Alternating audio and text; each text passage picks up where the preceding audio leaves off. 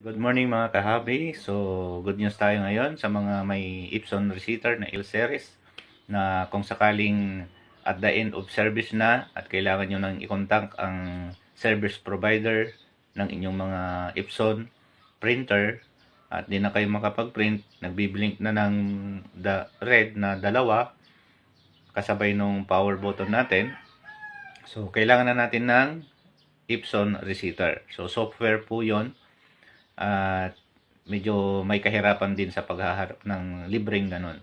Kaya naisipan ko na magkaroon ng reels na ganito para matulungan ko yung mga kapwa nating may Epson receiver na may L series. So halimbawa ng L series ay L121 or L120. Yung nakikita nyo po dyan dito sa screen natin na yan. Yan po yung model ng Epson receiver. So, kung meron po kayong ganyan or iba po yung model natin, so mag-request lang kayo, mag-comment lang po kayo dito sa comment section, dito sa aking reels. At mababasa ko po yan.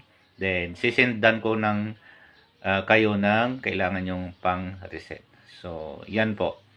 I hope na i-share din po natin to kung nagustuhan natin ang ganitong content para mas marami pa tayong matulungan na kapwa nating mga Filipino na kailangan ang Epson receiver. So, yan po. Salamat sa inyong panunood at pagpala